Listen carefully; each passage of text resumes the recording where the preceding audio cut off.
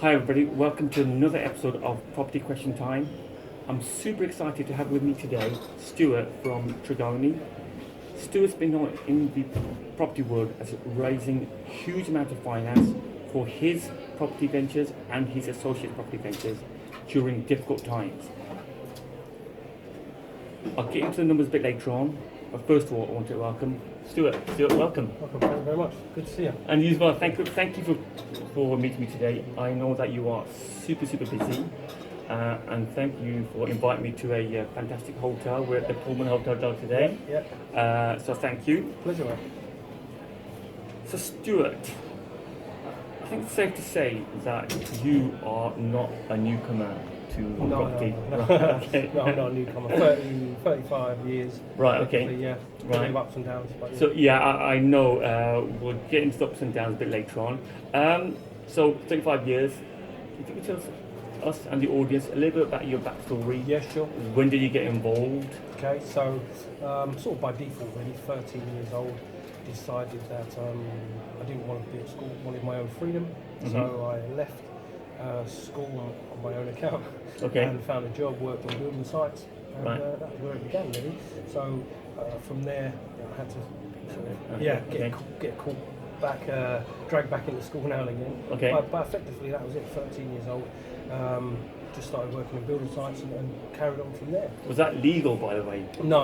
Oh, it wasn't legal, and it wasn't necessarily. We'll cut that part out. It wasn't necessarily a good idea. Right. But, it was a sort of 70s times, and Right. I remember saying to my mum, I'm leaving home as well because I decided to leave home. Oh, I see. Okay. And she just went, go on, left. Okay. So that was, Right. that was pretty much how it Must have been quite scary. It was scary. I've been looking back on it recently because obviously with 3 kids, you think 13 years old, Right. What must that be like? Because at the time you're in it, you don't take the notice. I think for me, I just wanted my freedom. Right. And that's it, freedom. And people talk about financial freedom now. Yeah. I value it hugely. Right. And I just didn't like the restraints of Being at home and school, maybe. family and school and all. It just didn't fit. I started to understand now that it was an innate drive to go and do something more. Right, I'm just okay. getting to understand that now, but at the time I was just going with it. Right. So, I pretty much lived wherever I could. Okay. But I was earning money, so it made sense. So, most kids at 13, 14, 15, they weren't earning money. No. Maybe a paper round, maybe. Yeah. I had a few of them as well. Okay. But even them, it was always doing 2 or 3 and paying other people to do the rounds. So it was always hustling at this Right, okay. entrepreneurial element. Okay. So I did. I did move around. I slept wherever I could. Okay.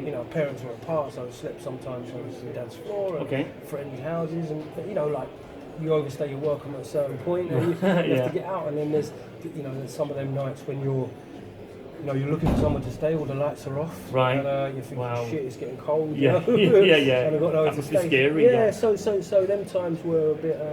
They were a bit difficult. Okay. But, challenges are what make us. So it was good. And for me, I think that drove me to the businesses that I've created. Okay. That was the driver. If I look back at it, Right. Because I had nowhere to live, so you need a home. So I think my understanding were that your first home could be safe as a squat, Yeah, maybe? you Right. can go for that. Yeah, I'm quite proud that it was We're a doing squat. pretty I'm quite proud that it was a squat. Right. It was a squat of someone I knew had left it, so they run up loads of bills, didn't pay the rent, Okay. all of that kind of stuff. But to me, imagine going from not having a roof over your head permanent Yeah.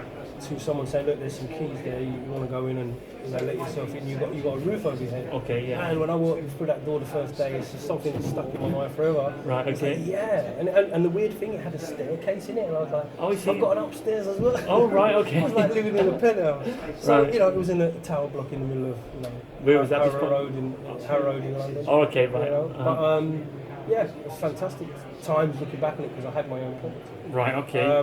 What age were you, by the way? I was 19 then, first. Wow, 19 when you first property. Yeah, Oh, so the driver was then to stay in it. Okay. So everyone said, don't, you won't keep it because it's a squat and whatever. So I just approached the council. Okay. And one thing led to another, and I just said I'll pay off all the rent arrears because I was working. I had my little builder business. Right, okay. And I said I'll pay it off. So over 4 years I paid it off. And at the end of the 4 years, you know, I think it was my mum or someone said, Right. you know, you could have the right to buy. Right, And I was okay. like, oh, okay, now we're talking. Right, okay. And that was how it all started, really. Oh wow, excellent. All right. So a bit of a shaky start, but you know you learn from those things, and Yeah. then my understanding is that you started going to property, like make Yeah. it a business. Yeah. I think you went to do pretty well. Yeah, I went really well. I mean, you know, my property journey, my property ladder was a bit different to most people. Yeah. You know? Went from sleeping rough to getting a squat and then Yeah. buying places. So it's Right. a little bit different. But, you know, it is what it is at any time. So I had my property development business, construction, basically as a builder. Okay. Then I also started buying other people's properties that had the right to buy. So Okay. I'd go to them. They wanted to maybe go what they regarded as back home to, you know, where they originally lived with their parents. Right. Okay. One of the first ones was a woman in Spain. There was others in St. Lucia, Dominica, and then days you could buy the right to buy with someone. Okay. So I'd buy it, give them the money. Right. At the end of the 2 or 3 year period, you owned the property, and that's Okay. how I started. And then when I've done, you know, JVs, didn't know they were JVs, just working with people. Yeah. Right. Okay. Working with people. Yeah, Yeah. yeah, But we yeah, all just- make complicate things by surrounding terms, but I think working with people. Right. Okay. Yeah, that's it. Isn't it? We just realised how simple it is. Right, So okay. just working with people, understanding what they want, you know, and developing in little areas. So you were quite happy then, with it? Yeah, it was going amazing. You know, I was just driven by wanting to always have a home. Okay. I think. then- Yeah. Okay. So doing really well, and then I think there were a couple of setbacks. I think are we allowed to say that? Yeah. First setback, or maybe it was related, was I think it was the crash. The crash. Yeah, so just to take it from there, so I've gone from 13 up to 19. Yeah. In 19 I've got my, you know, my three businesses, which were I've developing, Okay. you know, construction. Then I've also portfolios, and then I went into mortgage advising. Okay. I studied to be an advisor, built up Oh, wow. a group of advisors. That was going really well. Uh-huh. But here lies the problem, doesn't it? Everything was property related. Right. Okay. So I was like 2000. All your eggs in one Yeah, basket. really, Right. and you know, I was always looking for mentors and people's help. You didn't get it there. There was Right. no courses. There was nothing. No. I asked people locally, you know, Yeah. developers or investors, and a few people, you know, give me some advice. But you didn't. You have to learn it as you went along. Yeah, Uh-huh. yeah, and that's one of the biggest, you know, things for me. I always share with people now if I'm mentoring them that Yeah. learn from other people's mistakes. You know, you're not Yeah. alive long enough to make all the mistakes yourself. Yeah. So yeah, of course. Yeah. So you learn from your own mistakes, and Yeah. and I think to get where you got to, you had to make a lot of mistakes. Was that correct? Yeah. You're just doing it as you go, you know, and it was part of the sort of the business really. And then 2007, money started to get a bit tight. Banks weren't lending. Right. Okay. And then so you look at your own business, and then when I looked in my mortgage advice business, Right. that was getting a bit tight. Okay. I realised that the guy who I partnered with. Yeah. I dear. decided to siphon away Oh, right, okay. 180 grand's worth of the money. Right, okay. And, so I went to the FSA at the time, FCA, Right. and asked them about it. Where's this money? They're like, you know, you've What- got it. Yeah. right, okay. Yeah. So, you know, long story short is that he'd taken this money out of the business. Right. I had to pay it back. Right. I sold one or two of the properties that I bought, you know, on the right to buy for 80k. Right. They were effectively 420k. Oh, is he okay? So I right. sold them off. Yeah. It was getting harder for people to buy property, and you know, it was all a bit of a juggle. So I started selling them, Right. and as I sold them, created a capital gains tax. Okay. Yeah. You Don't can forget see about where that. it's, yeah, you folks, can see where it's all going. Right. You can see the house of cards coming down. Right. So yeah, I mean, look, you So- know, in 2007, 8. Yeah. It was tough. Yeah. Mhm. Now I'm. You know, And then just obviously, you know, things were bad, Yeah. and just when you thought It things couldn't couldn't get any worse.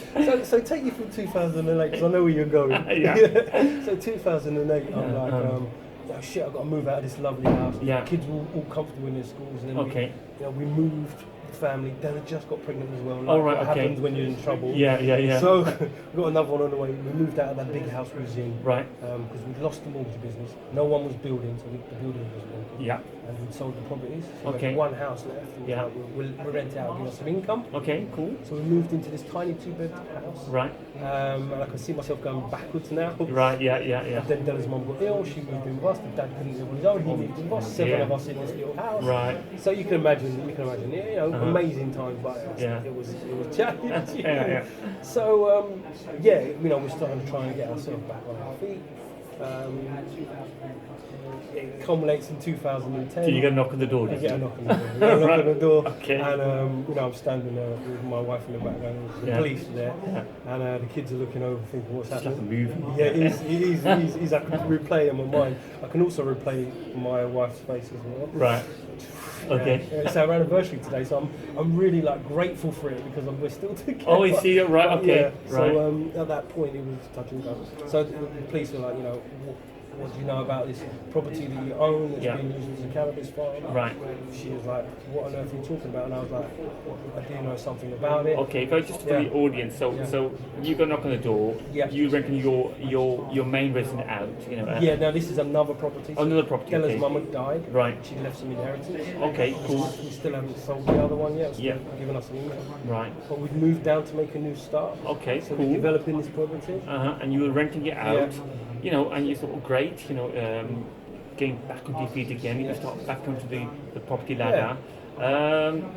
I assume they were paying the rent on time? Yeah, all of that wasn't an issue, The whole, I've explained the questions around Yeah. the whole ASTs and all of that. That was Everything kosher. Yeah, Knock on the door, please.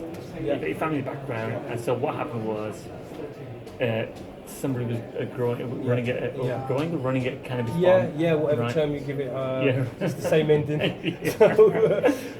Right. Did you know anything about it? And Yeah. and I know I had, and I could give all the reasons, and I've done it when I've Yeah. talked about it openly at Right. events and stuff. There's loads of reasons, loads of excuses, loads of It's no big deal. circumstances where it got to and how Yeah. it got there, and Yeah. things I should have acted on quicker and I didn't. Yeah. But the bottom line is, it was time to own it. It was Yeah. time to take it on board and say, you know what, it was my responsibility, regardless of who I could blame. Right. It was my responsibility. Took So full I did. responsibility. I did. I just took Okay. full responsibility. And that, for me, looking back, and it was the best thing I did. Okay. Although everyone around me said, Mad, there's no reason to say this because it isn't this and it isn't that. Right. The bottom line is, it was the wrong thing. Yeah. And I needed to own it. So that was it, really. So you took I think your sister's advice, and you recommended that you went up to him. But I think you got a bit of a shock that you. a bit of a shock's an understatement. Yeah. And you got. I think we could say it's not sort of.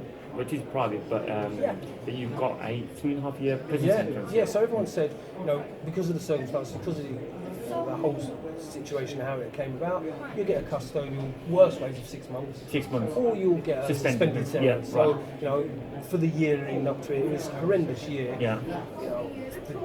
The fallout with the family, the kids, and you spent 30 years working at creating a family and inspiring your kids and everything, and now you're in this position and you're just like, your world is in a different place. Yeah. And obviously everyone's still got to survive and your business and everything else. And went there and the judge said, thank you for being open about it, but technically this is what the situation is. Yeah. And you give you a 3.5 year prison sentence. Wow, that must have been a shock. On the day, I was like, You better know. it was me and my brother, so Yeah. my brother had been taken to court with me, and he was Right. we were both like holding on to the thing, going, Yeah. what? Right. And what on earth happened there? It's Yeah. not what we thought. Maybe and didn't sink in. I can't be right. Yeah. When they come put handcuffs on and take you downstairs, you're just like, Dear, oh dear, right. and then that night, you're standing in this Cell. 100-year-old, 200-year-old prison. or whatever Wow, it was. okay. Really, archaic place, and there with there was like these 3 young guys who raped someone, someone who shot someone in the head. There was a drink drive guy, Right. And you're just thinking, Shit, I shouldn't have been here. what am I doing? Right. What am I doing here? Right. But that was. I used the phrase "best thing that ever happened to me." Yeah. The kids aren't happy about that Yeah, saying. yeah. But you get what I mean. I understand. Because Yeah. it Sometimes was- you have to. you got to go so low Yeah. to get up so high. Yeah, I think We don't recommend it, by No, the no, way. no, no, no. Yeah. Then it gave me, Yeah. you know, it's how you use that. You can let it eat your way. You could have kept on blaming somebody. Yeah, or you can just you can just feel sorry for yourself. Yeah. And I just looked at the situation. I always think, where's the opportunity? What's Yeah. the situation? What can I make of this? Right. And one thing is, human spirit's huge. You Yeah. know, you just look around, people have far bigger challenges in their life. You know, And they bounce overcome is amazing. Right, right. And you have to remember that. And you know, you don't feel sorry for yourself. You're still there. You still got a chance. Yeah. You know, I had enough time with my family and everyone around me to know what was the true me, and that emotional bank account, if you like, carries. Right. You have to have confidence in it, and then decided to set about turning it around. And just thought, right, okay. You know, basically, I'd spent all my life Yeah. driving towards something, driving myself mad about I have to hurry up and find out what my purpose is in life. Yeah. I was always like an innate drive, which would drive me insane. Right, okay. I wasn't doing enough in my life. Right, I feel like that right now, actually. Yeah. I can never rest. That's why you ask all the questions. I'm always, I want to know, I want to do as much as possible. Yeah. I get up early. When I go on a holiday, I never rest. Yes. I'm up, I'm doing as much as possible. Okay. Well, obviously, I've heard the story before, and I'm shocked. But I always have internally I smile a bit as well because my current neighbour, he had a number of properties. Yeah. And he used to hate his tenants. He said so much problems, you know, they don't pay rent, they go off, they cause damage to the property. But he used to tell me a story how he only had one great tenant, and they used to come and give him a rent 6 months advance Right, up okay. in cash. Yeah, that might be a telltale sign. Yeah. Obviously, now I know. Yeah. Then he found out as well that somebody was growing a cannabis farm in Midlands. So he said that was other than one tenant, it was a cannabis farm. So maybe it is a telltale sign. If somebody gives you cash 6 month rent up front, some things. I mean, I don't know about. Well, that wasn't a situation in ours. Right. Yeah, I don't know. I mean, yeah, there's loads of telltale signs. I think it's your state of mind as well. You know. Yeah. I've explained this before that sometimes you get a sense Yeah. and you decide at that point whether you want to listen to it or not, Oh, right, depending okay. on where you are in your life. Yeah, right, okay. And you know, not in the right frame of mind is Right. is a problem. Okay. And, yeah, I think that's important. Okay, so there you